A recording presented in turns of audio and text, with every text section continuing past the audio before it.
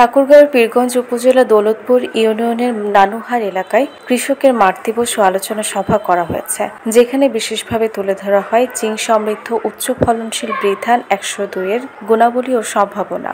রোববার বিকেলে আন্তর্জাতিক খাদ্যনীতি গবেষণা ইনস্টিটিউট এর হারভেস্ট প্লাস প্রোগ্রামের রিয়েক্টসিন প্রকল্পের আয়োজনে নানুহার সরকারি প্রাথমিক বিদ্যালয় মাঠে মাঠ দিবস ও আলোচনা সভা অনুষ্ঠিত হয়। অনুষ্ঠানে উপস্থিত ছিলেন পীরগঞ্জ উপজেলার কৃষি সম্প্রসারণ অধিদপ্তরের অতিরিক্ত কর্মকর্তা নেহার রঞ্জন রায়, কৃষি উপসহকারী মোহাম্মদ মাইদুল ইসলাম, মোসাম্মদ জান্নাতুল ফেরদৌস, হারভেস্ট প্লাস বাংলাদেশের প্রজেক্ট ম্যানেজার কৃষিবিদ মোহাম্মদ শাহিনুল কবির, এএসডিও ও রিয়েক্টসিন প্রকল্পের ফোকাল কৃষিবিদ মোহাম্মদ আশরাফুল আলম, এএসডিওর প্রকল্প কর্মকর্তা মোহাম্মদ কামরুল ইসলাম সহ শতাধিক কৃষক কৃষানী। আলোচনা অতিথিরা বলেন, বৃধান ১০২ শুধুমাত্র উচ্চ ফলনশীলই নয়, বরং এটি পুষ্টিগুণও অনন্য।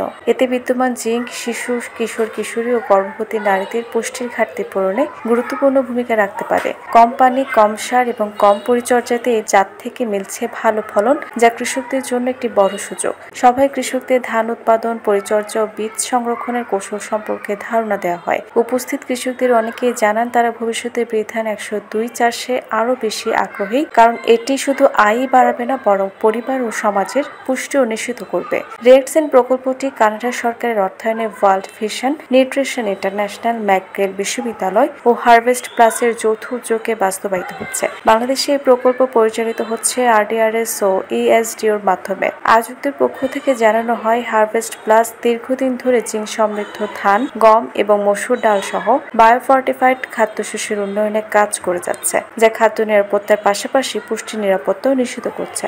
পীরগঞ্জে যে এত সুন্দর